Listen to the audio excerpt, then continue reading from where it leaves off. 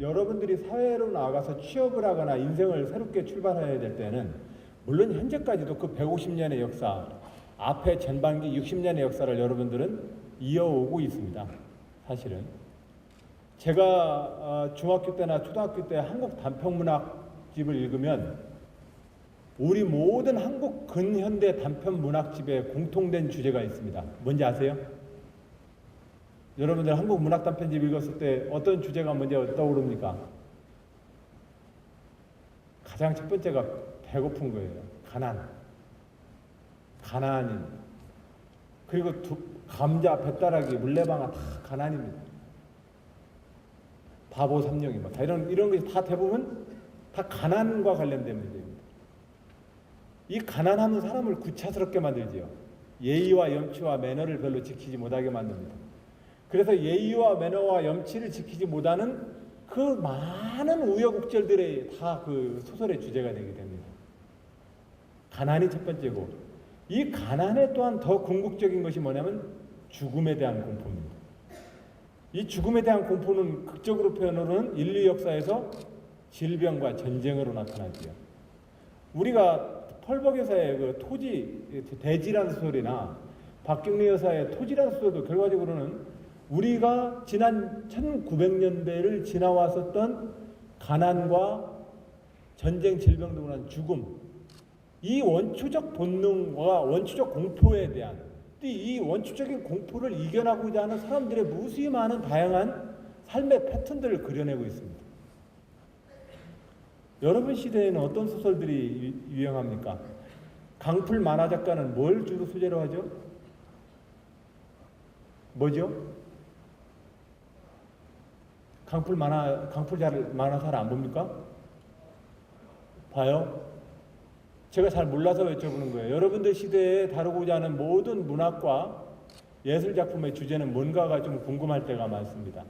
적어도 제가 물려받았던 것은 어머님의 한많은 시집살이에서부터 다 모든 것들이 우리 아버님이 맨날 제자머리에서 얘기했던 6.25 때 참전 이야기, 우리 할머니의 시집살이 이야기, 먹고 살기 힘들었을 때 그 가난에 대한 이야기, 그 가난 때문에 몰고 오는 또 마을 사람들 간에 서로 간에 불협화음의 이야기, 이런 얘기들이 대부분 다 우리가 들어왔었던 삶의 경험이었습니다.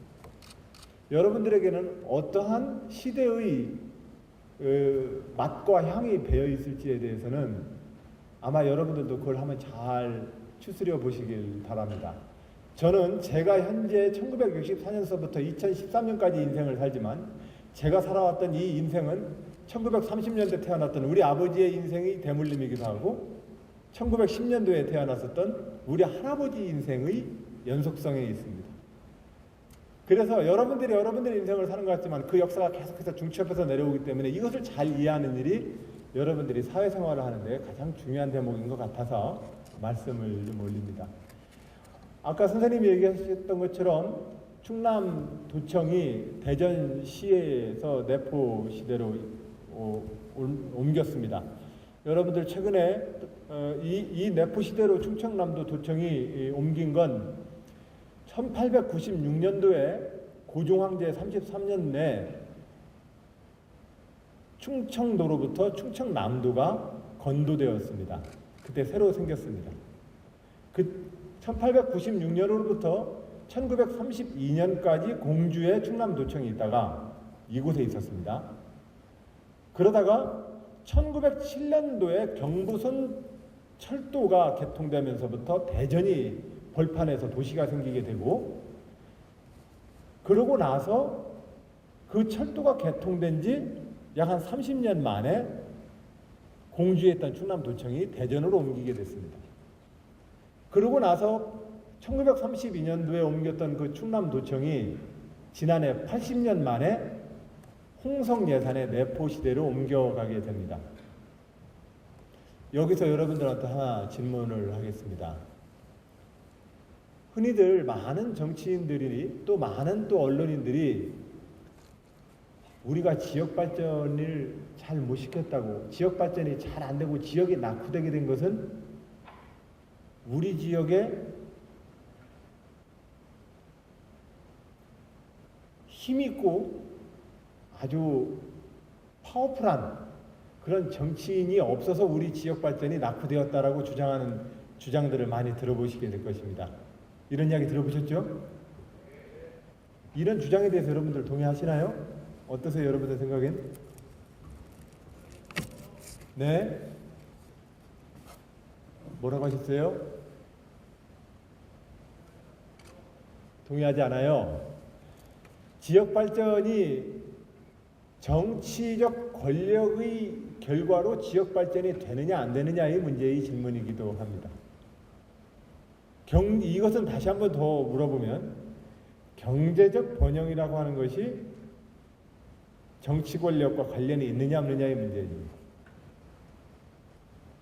이 문제에 대해서는 지난 제국주의 팽창과 대항해의 시대 때 포르투갈이나 유럽 국가들의 대항해 시대의 국가들을 예를 들어보면 국가의 흥망성쇠가 그 나라의 경제적 번영에 큰 열쇠를 하는 걸 보니 역시 정치 권력이 경제적 번영을 결정하는 굉장히 중요한 것이라는 사람들의 믿음을 갖게 했습니다.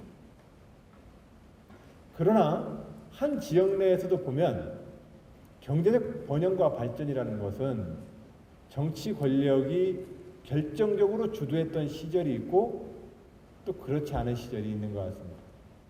저는 대체적으로 경제의 번영과 경제의 흥망성쇠는 경제의 논리와 경제의 사이클이 있다고 생각을 합니다.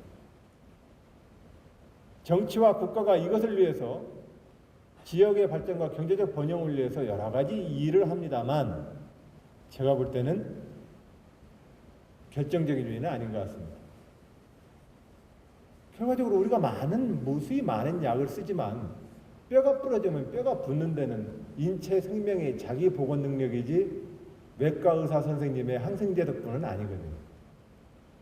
모든 것에는 자기 나름의 자기의 길이 있고 자기 순서가 있습니다. 경제는 경제 나름대로의 순서가 있습니다. 이것을 흔히 사람들이 봤을 때 의사 선생님이 질병을 고쳤다 이 말도 맞아요.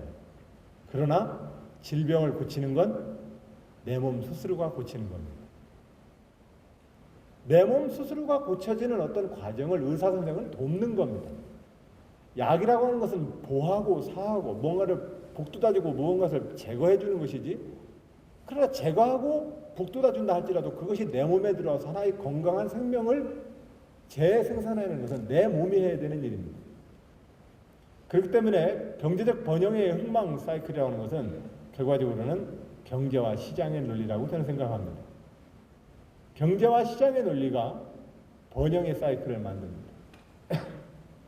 그런 점에서 내포 신도시로 도청이 옮기는 얘기를 하다가 갑자기 이 이야기를 왜 꺼냈을까? 지난 농업국가 시절에는 우리나라의 국도 1호선이 어디와 어디지요? 서울, 지금 분단됐으니까 남한에서만 봅시다. 서울과 목포를 잇는 도로가 국도 1호선이었습니다. 왜냐하면 농업국가 시대의 경제적 번영과 경제적 중심은 충청과 호남 평야를 갈라지는 이 농업과 곡창지대가 경제의 중심지였기 때문에 그렇습니다. 그렇기 때문에 이 국도 1호선은 이곳을 중심으로 나게 돼 있었습니다. 그러나 조금 근대화가 되고 산업화되게 된 시점에서 우리나라의 경제 사이클은 어디로 옮겼죠? 서울과 부산을 축으로 하는 경부축이 만들어졌습니다. 이건 왜 만들어졌습니까? 일본의 수탈 경제, 그리고 해방된 이후에는 일본과 미국 시장에 의존해야만 됐던 우리의 산업화 기반이 결과적으로는 부산과 울산을 중심으로 한 우리의 동남해안권을 발전시키게 됐다는 것입니다.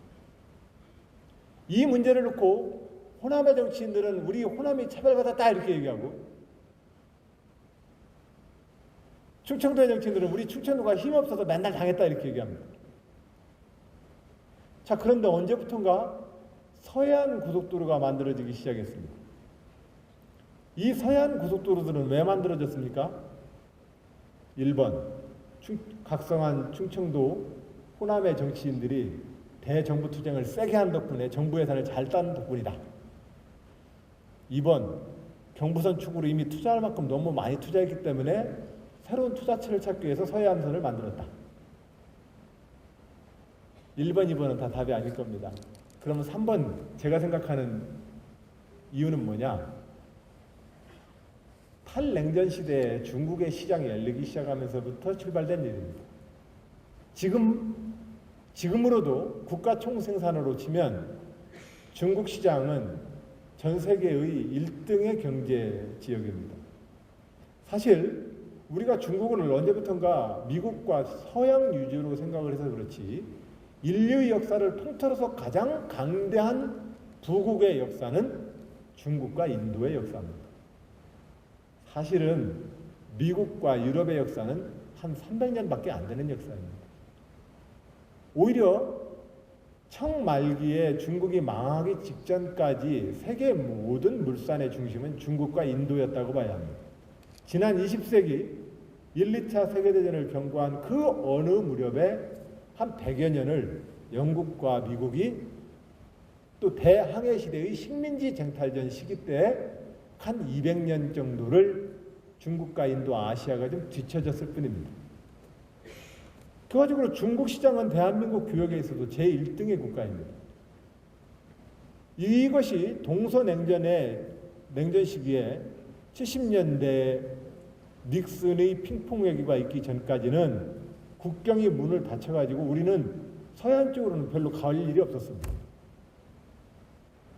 그러나 이제 제1의 교역 대상국이 중국이 되고 전 세계 지역 총생산에 있어서 부동의 1위를 중국을 중심으로 한 이 아시아권이 이끌고 가는 시대에 당연히 우리는 대한민국은 충청남도 서해안을 중심으로 새로운 또 경제적 번영의 시기를 맞이하게 되어 있습니다. 마치 화단에 꽃피는 종류를 생각해 보세요. 3월달, 4월달, 5월달 아니죠. 2월에 산유화부터 출발해서 철쭉 진달래, 목련, 철쭉 진달래 피는 순서를 가만히 생각해 보세요. 이 지구가 움직이는 경제적 번영이라는 것도 시장의 큰 사이클의 흐름대로 가는 겁니다. 인류 역사를 전체로 보면 이집트의 메소포타미아 문명이 그리스 로마로 오고 그리스 로마 문명이 이탈리아 그 구두축 같은 지중해로부터 출발해서 게르만 민족이 등에 따라서 유럽과 영국이 흥망성쇠를 거듭하다가 그것이 지난 20세기에 미국으로 건너왔던 인류 역사의 큰 경제적 부흥의 사이클들을 한번 보십시오.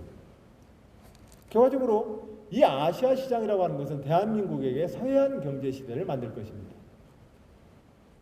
그러니 제 이야기의 한 가지 팁, 여러분 우리 지역이 정치적으로 소외받고 과시받아서 우리가 차별받아가지고 우리 지역이 발전한대요 라고 어떤 정치인이 주장한다면 앞으로 그 주장에 대해서 여러분들은 한번 더 생각해 주시기 바랍니다. 정치적으로 소외받았기 때문에 지역적 차별이 만들어지는 게 아닙니다. 경제적 차별이 생기는 게 아닙니다. 그것은 경제와 시장의 순환 흐름이 있기 때문에 그런 것입니다. 오늘날 충청남도는 20분 한다고 그랬는데 충청남도는 전국에서 가장 지역 총생산액과 기업 투자가 활발한 곳입니다.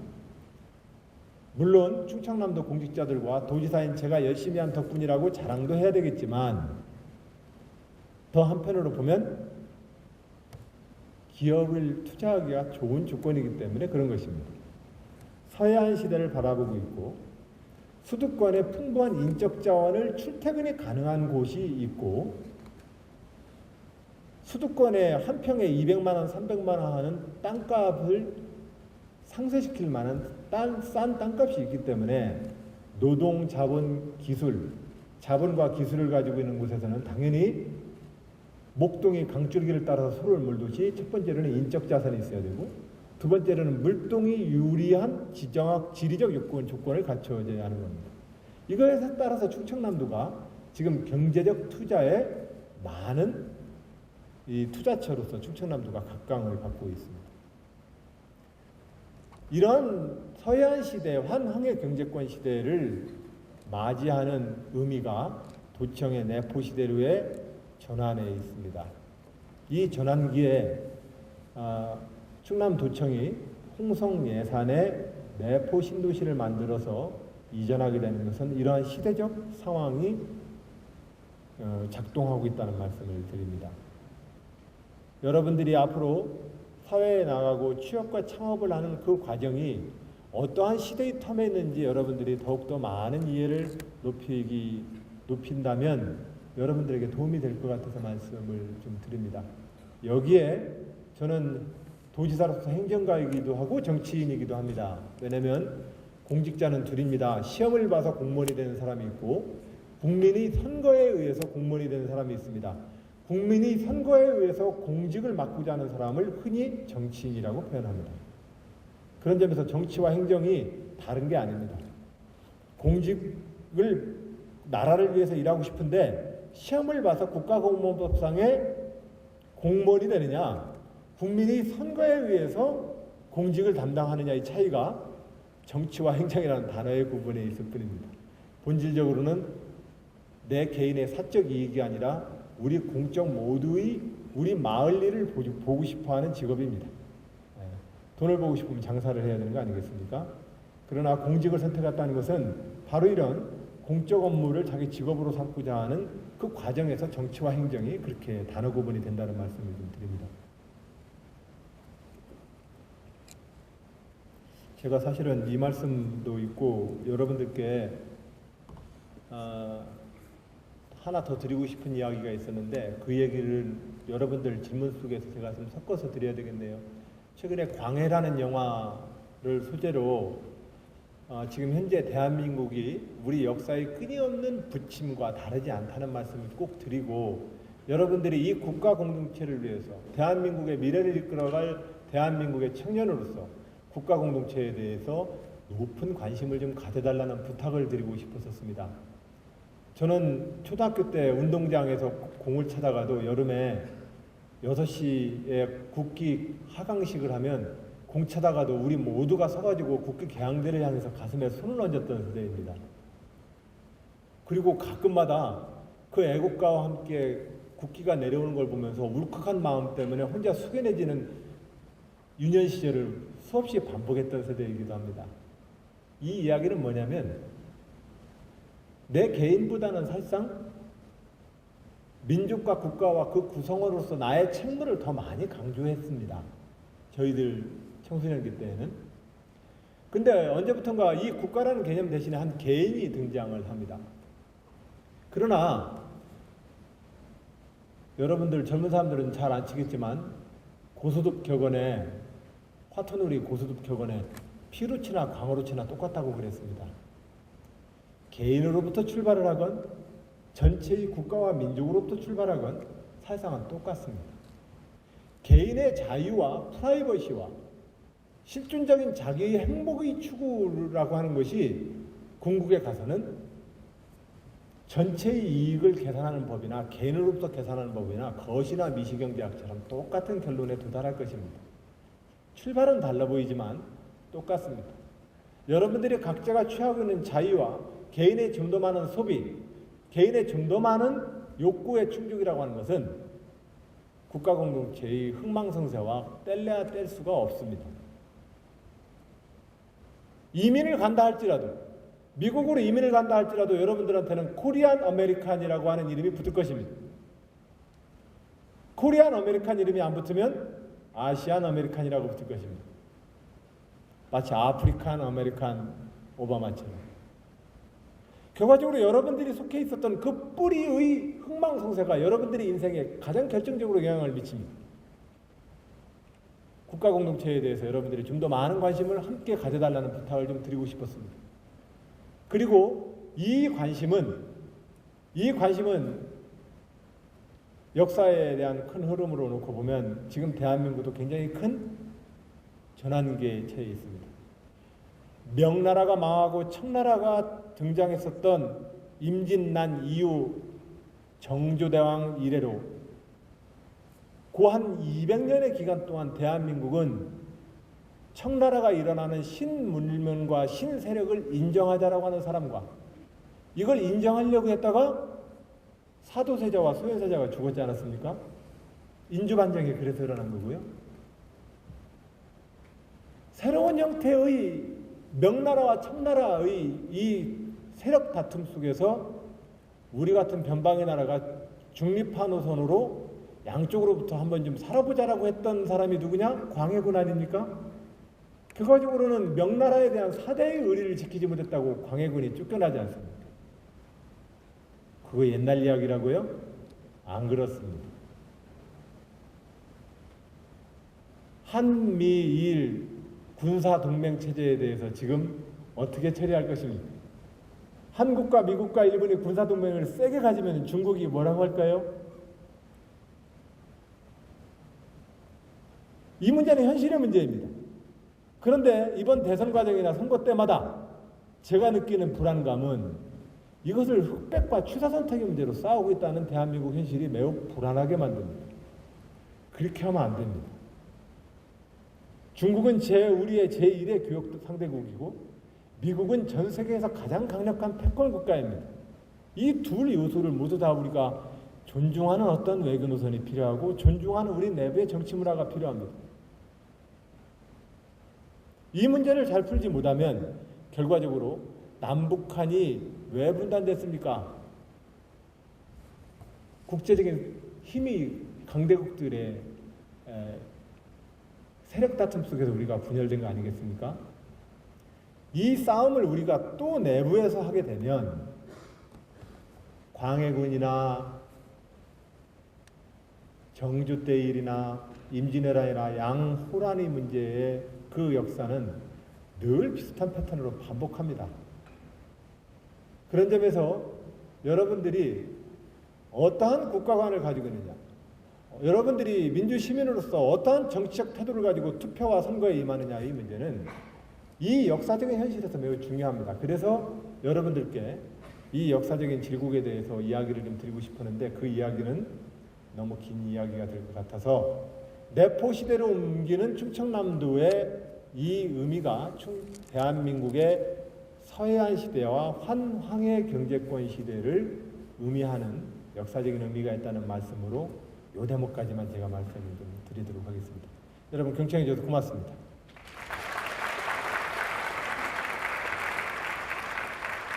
여러분들 편하게 제가 말씀드린 주제가 아니어도 좋으니 어떤 주제를 할지라도 여러분들 편하게 저랑 좀 대화를 합시다. 법학과 안대강이라고 합니다. 예. 좀 외람될 수도 있는데 한국 대학생들이 예. 전부는 아니겠지만 고등학교 때까지 정말 공부를 열심히 하다가 네. 대학교 1학년 들어와서는 보상 심리로 어떤 학업보다는 어떤 주류 문화라든지 뭐 다른 문화에 좀 치중하는 면이 좀 있습니다. 예. 네. 도지사님께서도 공부를 정말 열심히 하셔서 이 자리까지 오셨겠지만 그래도 대학교 1학년 때는 살짝 놀고 싶으셨던 마음 좀 들었을 것 같습니다. 그래서 도지사님의 대학교 때 가졌던 그 생각이나 목표, 대학생의 전반적인 부분에 대해서 궁금한 게 있습니다. 말씀해 주세요. 저 학사경고 2번 먹었어요. 권총을 2개 차가지고 3번이면 잘리는데 어떤 때는 아침 9시 1교시 수업인데 1학년 때 호기를 부리느라고 야 공부 많이 하면 애 베린다더라 나가서 술 먹자 이래가지고는 아침 9시부터 나가서 술 먹어서 다음날까지 먹은 적이 있어요. 잘했죠? 대학교 때 여러분들 세대는 공부를 대학교 때 참 많이 하시는 거예요. 우리 때는 공부를 참 못했어요. 마음이 들끓어서 못했어요. 마음이 좀 편안해야 공부가 되는데 마음이 들끓었어요. 왜냐면 그 당시 대통령이 전두환 대통령이었거든요.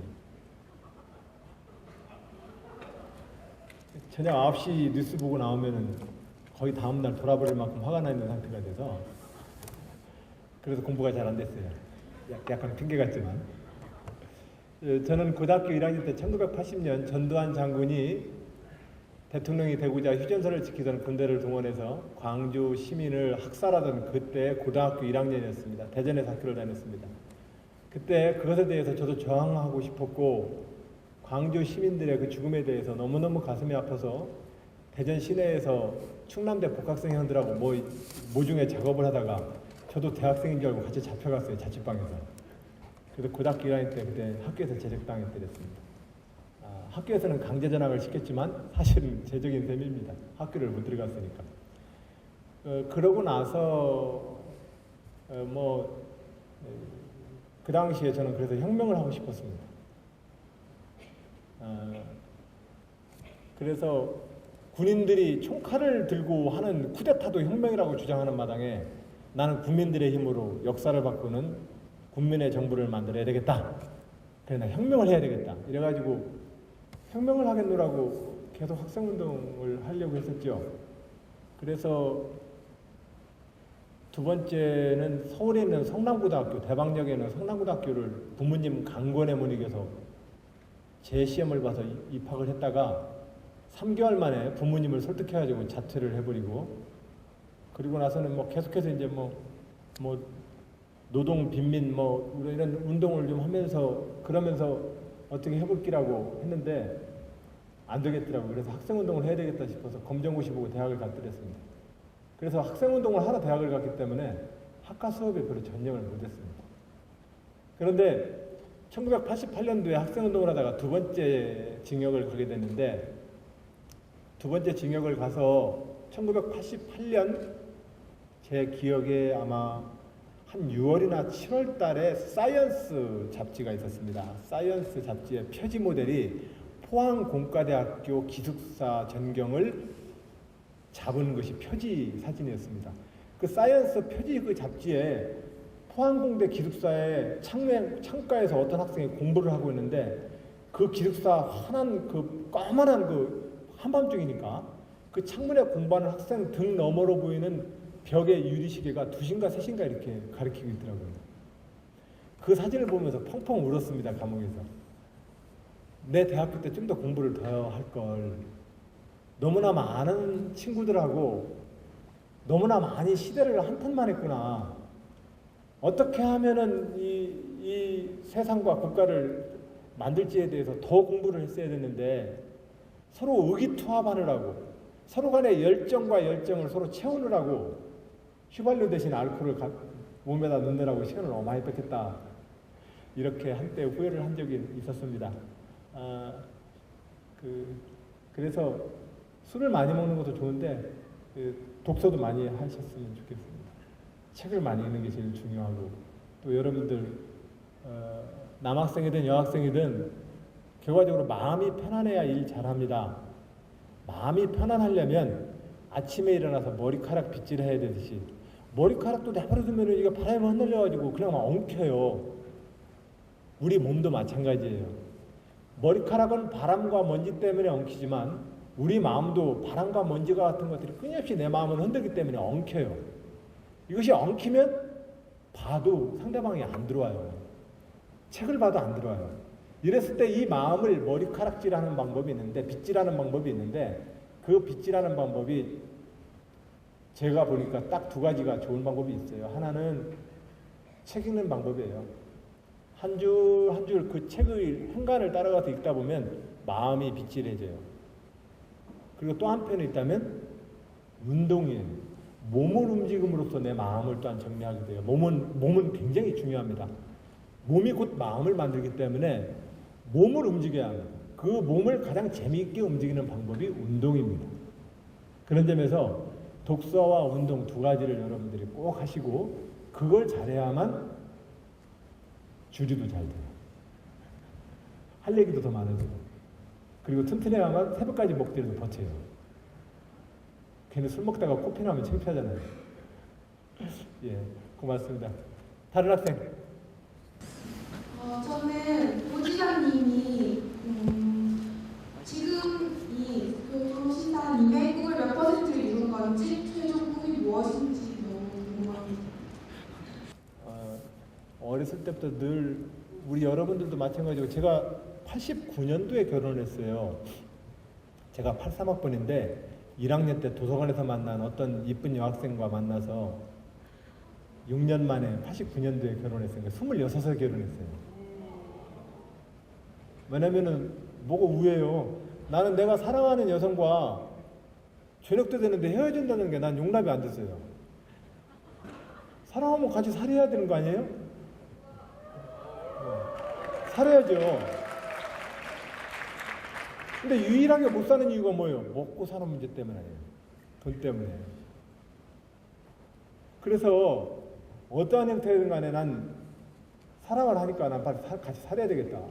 헤어지는 게 두려웠어요. 헤어지는 것 때문에. 그 낮에 매 붙어 있다가 저녁 때 니네 집에 가 나의 집에 가다 보면 내가 너무 초라해지는 거예요. 갑자기 내가 애들처럼 보이고 난 어른이라고 생각했는데. 그래서 결혼을 26세 일찍 했는데 늘 언제나 먹고 사는 문제가 늘 고통이고 두려움이죠. 먹고 살아가야 된다는 거예요. 두려움이. 그래요. 그래서 이 경제 활동과 먹고 살아가는 것이 가장 원천적인 두려움이었습니다. 그런데요, 이 문제에 대해서는 지금도 마찬가지예요. 정치인이 가장 어려운 게 뭐냐면 만성적인 백수 생활에 익숙해야 된다는 거예요. 낙선하면 백수거든요. 저는 노무현 대통령을 모시고 일을 했지만 사회생활을 하면서 갑근세를 낸 적이 없어요. 일반적인 직장에 이력서를 써본 적도 없어요. 그러니까 거의 늘 경제적으로 어려운 상황이었고 제 아내가 학교 교편 생활했는데 제 아내 덕에 살았죠. 물론 저도 중간중간에 끊임없이 경제활동을 하기 위해서 여러 가지 활동을 했습니다. 출판사 영업부장도 했었고 출판사 영업부장은 한 달이면 한 번씩 전국을 영업을 출장을 다녀야 돼요. 92년, 93년 한 2년 동안 영업부장을 했는데 그 당시만 해도 오너드라이브 시대가 아니어서 시외버스 터미널에 가면 20일에서부터 30일 사이에 양복 말쑥하게 입고 007 가방 든 사람은 딱 두 종류의 사람이에요. 하나는 출판사 영업부장, 하나는 제약회사 영업부장이에요. 영업 구조가 똑같아요. 약사 선생님 이번에 우리 감기약이 신약이 나왔는데요. 이건 이만저만해서 좋으니까 약사 선생님이 꼭 잘 권해주시고 약국에 좋은 곳에 잘 보이는 데 배치해주세요. 약국의 영업부장의 영업 내용이에요. 지난달에 얼마 약국이 갔으니까 이번 달에 얼마 결제해주세요. 수고 많은 활동이에요. 출판사도 똑같아요. 교보문고, 계룡문고, 공주문고에 가서 다음 달에 저희들이 신간이 나오는데 무슨 이회수 선생님, 예를 들면 이회수 선생님의 신간 몇 년 동안 묻어놨던 아주 중요한 소설이 나오니까 이 소설 나오면 이 서점에서 제일 잘 보이는 곳에 크게 좀 깔아놓고 포스터도 한 장 붙여주세요. 뭐 이런 영업이죠. 그리고 창고에 가보니까 지난달에 20권 나왔는데 지금 한 권밖에 안 남았으니까 19권 값이 책값 주세요. 영업 수고 많은 겁니다. 이걸 뭐 한 2년 정도 한다든지 뭐 많이 했어요. 직업 종류는 많았었는데 먹고 사는 일이 늘 지금 행복하냐고 물어봤죠. 앞으로 무엇을 더 얻을 거냐 이런 말씀을 하셨었는데 먹고 사는 문제가 늘 저를 불행하게 하고 고통스럽게 하고 공포스럽게 했더랬습니다. 근데 여러분 여기 이것에 대해서는 피한다고 피해지지 않아요. 내가 사랑하는 여자가 생기면 막노동을 해서라도 그냥 같이 살면 되는 겁니다. 책임지면 되는 겁니다. 그 조건 맞춰가지고 몇 평은 돼야 되고 막 이렇게 하면 끝내 장가 못 가요. 내가 사랑하는 마음이 소중한 걸 한다면 사랑하는 여자와 저녁에 헤어지기 싫다면 우선 사는 거예요. 그 살고 그 문제에 대해서 내가 책임지려고 노력하면 돼요. 안 되면 어떤 일이라도 하면 돼요. 죽으라고 하면 됩니다. 왜냐면 둘이 같이 눈 뜨고 일어나서 밥상머리에 앉아서 밥 먹는 것이 행복하다고 느끼면 살면 되는 겁니다. 그런데 요즘은 안 그런가 봐요. 보면 그 둘이 그렇게 살면서 사는 것이 제일 최고 목표가 아니라 어제도 좀 기품 있게 우아하게 우아한 침실에서 못 자면은 아예 결혼할 생각을 안 하는 것 같아요. 그 침대하고 결혼하는 겁니까? 집과 결혼하는 겁니까? 사람하고 결혼하는 거잖아요. 사람이 좋으면 사람이랑 살아야죠. 그리고 거기에 맞춰서 자기가 부딪히면 되는 거예요. 이제 이렇게 하면서 자기가 이 불안과 공포를 조금씩 이기게 됩니다. 이걸 이겨내야 합니다. 이 마음의 공포를 이겨내는 것이 사회생활 첫 번째 가장 중요합니다. 두 번째로는 김민기 선생의 봉우리란 노래 있죠. 허나 내가 오른 곳은 그저 고갯마루였을 뿐 하는 노래 있어요. 여러분들이 성취하고자 하는 돈이든 지위든 올라가 보면 사실상은 다 그냥 막 산 아래 맷동산이에요. 내 인생에 내 행복을 줄 수 있는 가장 결정적 기준은 그 지위나 돈이 아니에요. 내가 하고자 하고는 내 열정을 채울 수 있는 그 뭔가에 내 인생의 시간이 나를 행복하게 해주는 겁니다. 그 목표를 잃어버리면 굉장히 살기 힘들어요. 덫이 없어요. 그 덧없는 자기 것들을 찾아내기 위한 그 정신적 가치를 우리 산업화 시대와 잘 살아보세요 운동 속에는 우리는 그걸 못 채웠어요. 그러니까 대한민국이 지금 현재 전 세계에서 자살률 1등인 국가가 되는 겁니다. 그래서 사람은 빵으로 살 수 없습니다. 빵이 없어서도 못 삽니다. 그러나 빵으로만은 못 삽니다. 여러분들이 느끼는 그 행복과 성취하고자 하는 것, 그것은 자기가 바라는 자기의 꿈과 자기 희망입니다. 저는 그런 점에서 제 직업 생활이 정치인 아닙니까? 이 활동을 통해서 저는 대한민국이 좀 더 좋은 나라가 되길 바랍니다. 민주주의도 잘하고 인권도 잘하고 각각의 장애인이든 나이를 든 사람이든 가난한 사람이든 그것이 차별화가 돼가지고 우리 아이들에게 대물림되지 않는 나라, 그런 나라가 됐으면 좋겠어요. 그런 나라를 만들기 위해서 저는 제 직업 세계에서 저는 최선을 다하고 있습니다. 역으로 엊그제 제가 일기를 쓰다가 그걸 썼어요. 우리 사회에 직업윤리가 있나? 부자 되세요라는 말 외에 직업윤리가 정말 있나 우리? 모든 사람이 그 직업윤리로 살아가면 우리 사회는 굉장히 좋은 사회가 돼요.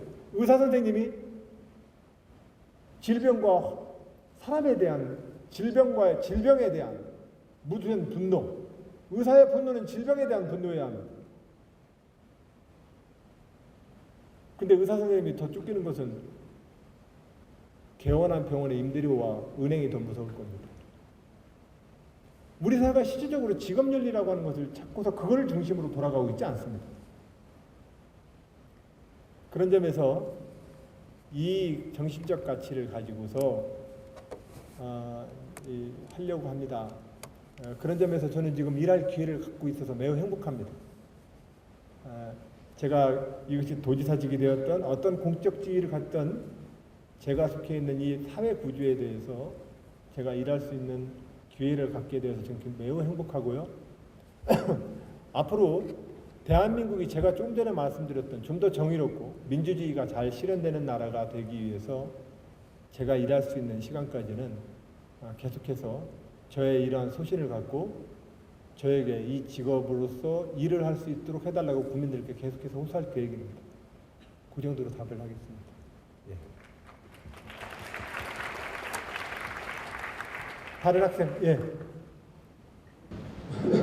네, 안녕하십니까. 저는 건축과에 재학 중인 김광진이입니다. 네. 제가 알기로는 지금 지하철 및 그 철도가 신창역, 천안역까지 와서 신창역, 그 다음에 내포 신도시까지 이어지는 걸로 알고 있습니다. 또한 요즘 말이 들어보면 천안에서 청주 공항까지 직통 전철이 생긴다는 말이 들리고 있습니다. 네. 그래서 저희 혹시 내포 신도시, 세종시 또는 대전, 청주 쪽 연결하는 교통편이라든지 철도 시설에 대한 정책 이런 거에 대해서 한번 의견을 듣고 싶습니다. 예, 지금 현재 수도권 전철이 아산 신창역까지 지금 내려와 있죠. 장차로는 이 신창역으로 내려온 수도권 전철입니다. 이제 우리 장항선이라고 말하는 서해안 그 철도는 또 다른 제2선이 좀 준비되고 있는데 이걸 또 복선화시켜야 되는 과제도 있고요. 장항까지 내려가는. 그러나 현재 말씀하신 것처럼 신창까지 내려와 있는 수도권 전철을 홍성 지역까지 좀 끌어내려오는 것이 지금 목표입니다. 아직 정부의 방침으로 확정되어 있지는 않고 충남도가 노력하고 있는 과제이고요.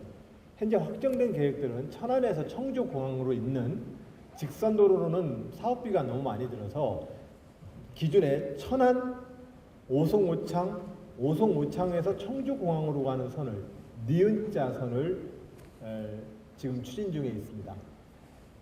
이 독립기념관 병천으로부터 충청북도의 북부 지역을 내려오면서 청주공항으로 내려오는 직선도로와 천안 조치원 오송오창을 거쳐서 청주로 가는 이 두 개의 노선을 가지고 지난해까지 정부와 옥신각신 실랑이를 하다가 예비 타당성, 일정한 규모의 국가 재정이 투입되는 투자 사업에 대해서는 이 투자가 사업 타당성이 있느냐라고 하는 것을 조사하는 것이 예비 타당성 조사인데, 이 예비 타당성 조사에서 기존의 선을 활용해서 하는 것이 타당성이 더 높다고 정부가 방침을 정해서 충청 남북도도 그쪽으로 좀 따라갈 수밖에 없는 처지가 되었습니다. 그래서 이 청주공항까지의 이것은 사업이 이제 곧 착수될 것입니다. 그 외에 말씀하신 내포 신도시와 세종시, 청주, 대전을 잇는, 현재로서는 내포 신도시와 이 세종시를 잇는 철도망 계획인데요. 이 철도망 계획은 아직 세우고 있지 못하고 있습니다. 네, 도지사님 추운 날씨 속에 헛부심한 초대서 오셔서 감사합니다. 네. 강의 말씀 잘 들었고요. 말씀 중에 지역의 그 경제 성장이 결국은 경제 논리에 따라 적용된다고 말씀하셨는데, 저는 조금은 다른 생각을 가지고 있습니다. 네. 결국에 과거 사례도 보듯이 지역의 발전은 어느 정도 정치적인 결단에 의해서 발생하는 경우가 없고요. 그리고 대표적으로 흔히들 말하는 뭐 형님 예산이라든가 그런 경우가 있는데, 이에 도지사님 의견을 한번 여쭤보고 싶습니다. 우리가 초기에 동네를 잇는 다리 하나가 없고 전기도 안 들어오고 겨우 소달군이나 들어가는 신장로밖에 없었던 시절에 도로와 가스, 통신망, 아니 순서로 칩시다. 도로, 전기, 그죠? 그 다음에 전화선, 그 다음에 상수도, 이렇게 공급되어서 이러한 여건들이 지역의 경제활동에 유리한, 정주여건과 경제활동에 유리한 사회적 인프라망을 조성을 하는 것이 지역 발전의 관건이었던 시절에는 학생 말씀이 맞습니다. 근데 이제 크게 보면 형님 예산으로 아무리 가져간다 할지라도, 예를 들어서 김대중 대통령께서 목포 아래 대불공단을 만드셨었는데, 대통령이 힘으로 대불공단을 산업단지를 크게 조성해서 만들 수는 있지만 거기에 기업 투자 유치는 못합니다. 기업들이 안 내려가거든요. 저는 그 요소를 말씀을 드린 거고, 사회적인 간접 자본에 대한 투자가 지역 경제에 영향을 미치는 것은 학생 말이 맞습니다. 그런 점에서 그러나 다만 그것을 가장 결정적으로 지역이 차별받았다라고 하는 근거로 쓰는 것은 정치적으로 너무 과잉된 겁니다. 가장 더 결정적인 이유는 역시 경제와 시장의 법칙이라는 게 있다는 거죠. 투자가 늘어나는 것, 투자가 늘어나게 하기 위해서는 그 투자를 구성하는 요소가 과거에는 아주 요소 투입형 경제라고 표현하고 있는데요. 자본과 노동을 인프라와 강제적으로 투입한 만큼 아프시 나오던 시절이 있었습니다. 그러나 지금 대한민국 경제는 그 투입형 요소를 가지고는 중국, 인도와 경제가 안 됩니다. 경쟁이 안 됩니다. 결과적으로 우리는 전 세계에서, 우리나라가 전 세계에서 1등으로 시장 점유율을 가지고 있는 품목이 지난해 말 통계로 보면은 61개입니다. 61개의 품목. 근데 그 전보다 우리가 빼앗긴 것이 15개입니다. 그 15개를 대부분 후발 국가들인 중국과 브라질과 인도한테 뺏기고 있습니다. 우리가 어렸을 때 배웠던 대한민국은 수출 중심으로 하는 가공무역을 중심으로 성장했습니다. 이렇게 배웠습니다. 맞죠? 그때 가장 원천적인 요소가 뭐예요? 노동력 단가가 쌌고요. 그죠? 노동력 단가가 쌌고, 두 번째로 우리 국민이 근면하게 일을 했습니다. 근데 이 두 가지 요소만 가지고는 이제는 안 되거든요.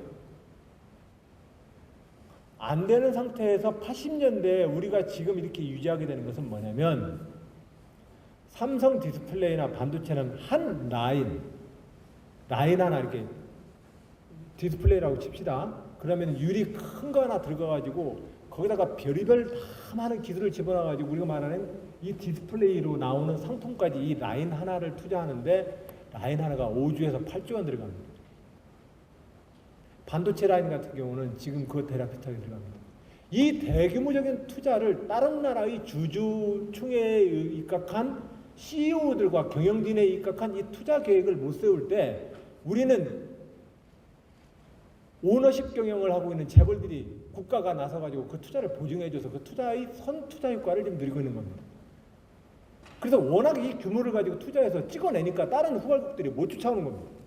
왜냐면 그거 어느 세월에 투자해가지고 256 메가에서부터 지금 몇 기가까지 끊임없이 날아오고 있는데 그거 투자해가지고 그 회수를 감당할 수 있는 주주총회가 없습니다. 선진국들에.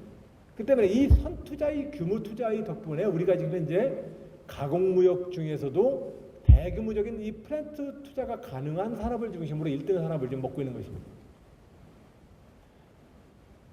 근데 이것도 곧 따라잡힌다는 겁니다. 여기에는 우리만이 가질 수 있는 고부가가치의 기술이 있어야 합니다. 이 고부가가치의 기술을 가지고 있지 않으면 이 불은 꺼집니다. 어렸을 때 부모님한테 들어보셨죠? 아무리 큰 부자라도 3대 안 간다고. 국가도 마찬가지인 겁니다. 한 국가가 끊임없이 밑불을 가지고서 꺼지지 않는 이 에너지를 가지려면 역시 자본과 사람과 기술 이 세 가지 요소에서 뭔가 새로운 축적들을 해나가야 합니다. 이 구성 요소가 사실은 시장 경제의 큰 흐름 속에서 정부가 해야 될 일이죠. 또는 기업들이 해야 될 일이고, 정부는 교육 투자와 R&D 투자를 장려해야 되고, 또 정부가 더욱더 해야 될 일은 각각의 사람들이 기죽지 않고 도전할 수 있게 만들어줘야 돼요. 그것뿐입니다. 정부가 딱 판단해서 얘가 잘하겠네, 얘를 키워줘야지 이렇게 하면은 내부적으로 이게 서로 간에 싸움이라서 안 돼요. 각자가 서로 기가 살아가지고 막 경쟁하게 만드는 공정한 사회 질서, 이게 정부가 해야 될 역할입니다. 정부와 관료들이 판단해가지고 이 기업이 필요하고 이러한 산업 분야가 필요하니까 여기다가 집중해라고 할 수 있는 집중력도 없고, 지금 옛날에는 있었어요. 왜냐하면 옛날에는 7개 시중은행이 가장 큰 은행들이 다 국책은행이었기 때문에 그 국책은행을 통해서 야 여기다가 돈 대줘라, 여기다가 빼라. 전두환 대통령이 되자마자 국제상사가 하루아침에 그냥 없어져 버렸어요. 기업이. 그거 뭐 간단해요. 정부가 가지고 있던 은행한테 어이 거기 저 대출금 회수해 이래버리면 그 나라 망하는 거예요. 그날부로 망하는 거예요. 그 기업은. 근데 지금은 아무것도 없어요. 그러니까 정부가 동원할 수 있는 수단이라는 것이 없는 겁니다. 사실상 이게 정상적인 나라입니다. 그렇기 때문에 정부와 정치가 너무 과대화돼서 경제를 살리겠다, 내가 뭘 만들겠다라고 하는 이 정치의 구호는 좀 과장되어 있고 너무 인플레되어 있다는 겁니다. 그것이 정치와 권력에 대한 너무 지나친 기대를 사람들한테 갖게 합니다. 그리고 그 지나친 기대는 너무 지나친 사람들 간의 과열 경쟁을 만듭니다. 대통령 하나만 바뀌었다고 나라 안 바뀝니다. 또한 대통령 임기가 5년입니다. 여러분들 전셋집 5년짜리 살면서 평생 살 것처럼 인테리어 하는 사람 있어요? 마찬가지예요. 5년 대통령 하면서 대한민국의 구주를 바꾸고 막 바꾸려고 하는 거 아닙니다. 자기가 한 30년, 40년 대통령 할 거면 좀 바꿔야죠. 오래 살 집이니까.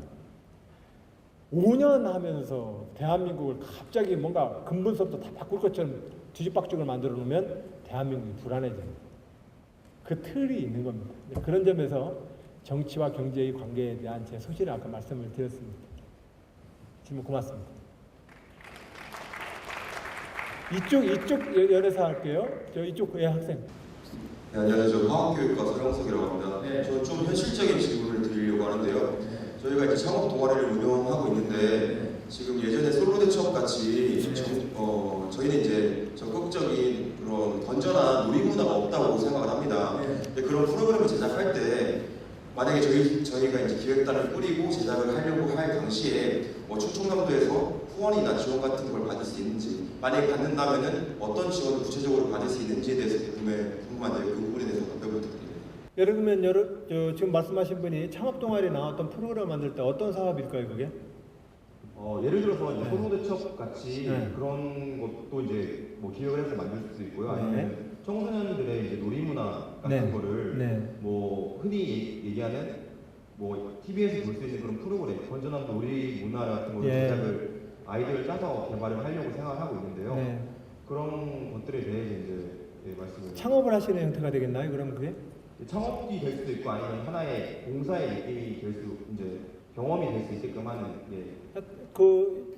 좋은 제안 해주십시오. 그건 도에서도 최소한으로 잡아서 지원을 할 수 있는 방법이 있을 것 같습니다. 예, 청년 창업 지원 프로그램도 있고 사회적 기업에 대한 지원 프로그램도 있고 자원봉사 활동에 대한 지원 프로그램도 있기 때문에 그 관련된 예산들을 좀 준용하면 여러분들이 제안하는 것들은 아마 도에서도 함께 좀 힘이 될 수 있지 않을까 생각이 듭니다. 예. 예, 저는 안희정 도지사님 자체가 궁금한데요. 도지사님이 자신 스스로부터 그리고 정치인으로서 그리고 하나의 부모로서 남편으로서의 유머란 무엇입니까? 유머? 예, 유머.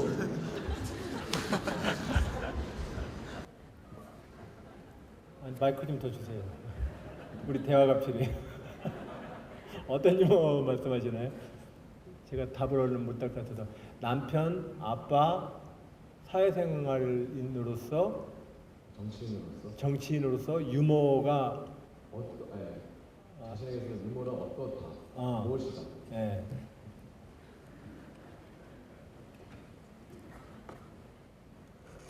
하여튼 뭐 유머를 잘해야 돼요. 잘못하면 분위기 너무 베리고 오그라들고 이래서. 근데 그 유머가 굉장히 중요한 요소죠. 굉장히 중요한 요소고 결과적으로 사람들이 모든 논리를와 이론을 대화는 대부분 텍스트를 가지고 얘기하는 건데 이 텍스트는 사실은 우리 그렇게 많이 전달 못해요. 우리가 사실상은 대화를 하는 것에 대부분은 감정을 서로 간에 주고받는 것이지 지식과 정보를 주고받는 대화는 별로 없어 보여요. 예전에는 지식과 정보를 주고받기 위해서 저는 대화한다고 생각을 했는데 그게 아니라 대화는 자기가 가지고 있는 감정을 서로 교환하는 거더라고요. 그런 점에서 감정을 교환하기에는 이렇게 멋있는 문장 가지고 감정 교환되는 게 아니더라고요. 그 사람의 표정과 태도가 이미 말 이전에 가지고 있는 그 사람의 자기 표현이거든요. 어제 뭔 책을 보다 보니까 그 학생 그런 질문이 그런 말이 있던데.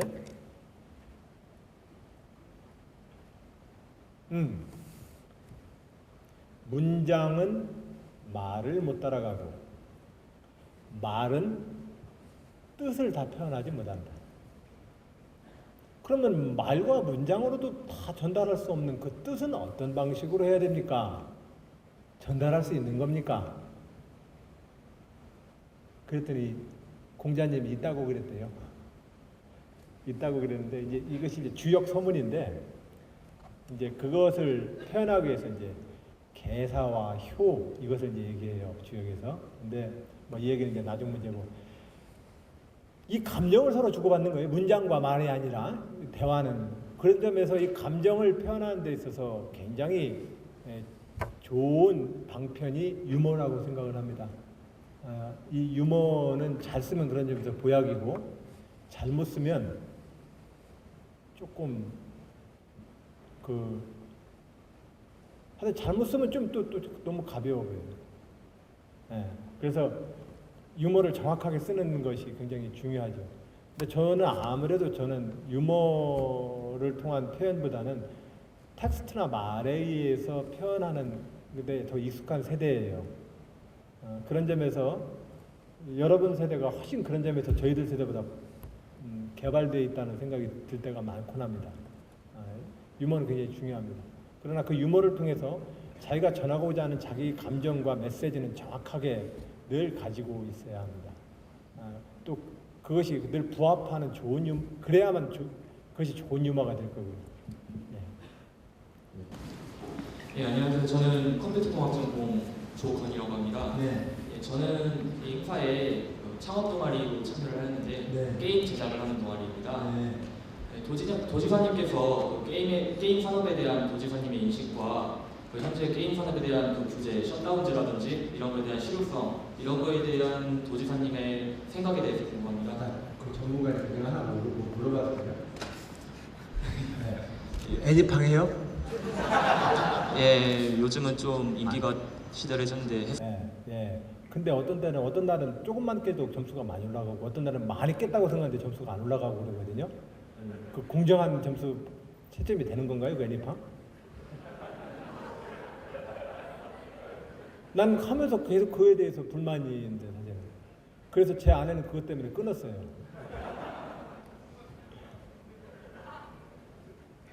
그건 의심 안 해도 돼요? 점수 계산법에 대해서?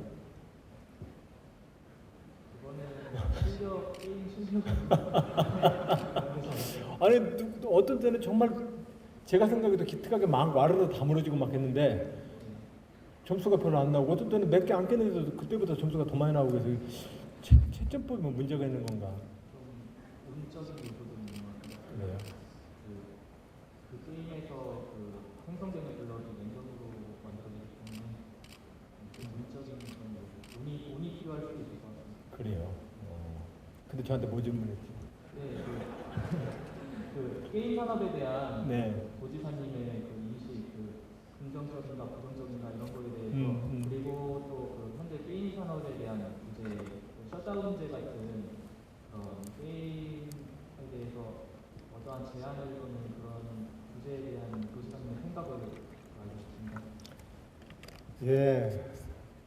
피가 튀냐 안 튀냐, 신체 부위가 떨어져 나가냐 안 떨어져 나가냐 그런 기준에 따라서 끊임없이 이제 등급도 매기고 막 여러 가지 규제들을 좀 하는데 그 문제는 어떤간에 그 컴퓨터 게임이 너무 중독성이 세서 페인을 만들어 버리니까 그게 이제 가장 큰 문제죠. 그 문제를 각자의 자율적 영역 아니냐 이렇게 얘기해서 그것의 그 자율적 영역을 갖다 놓고 왜 국가가 제도를 가지고 규제를 하려고 하느냐 이런 원천적인 질문 자체는 성립하는 문제입니다. 국가가 개인이 가질 수 있는 남을 해치는 것도 아니고 그걸 왜 국가가 나서서 규제를 하려고 그러냐. 그건 국가의 규제 대상이 아니다라고 할 수 있는 이 원천적인 문장도 성립되는 문장입니다. 근데 현실로 존재하는 것은 많은 청소년들에게 그것이 현실적으로 건강과 정신질환을 야기시키고 있는 것도 사실입니다. 그래서 이 원천적인 각자의 권리를 보장해 주는 것과 현상으로 나타나고 있는 이 질병적 요소들을 어쨌든 간에 좀 타협을 해내야 합니다. 그 타협하는 방식에 대해서 서로 그건 타협할 도리밖에 없습니다. 서로 타협을 해서 그래서 우리가 말하는 이 컴퓨터 게임이 가질 수 있는 보건과 하여튼 그 폐해 문제에 대해서도 인정을 해야 합니다.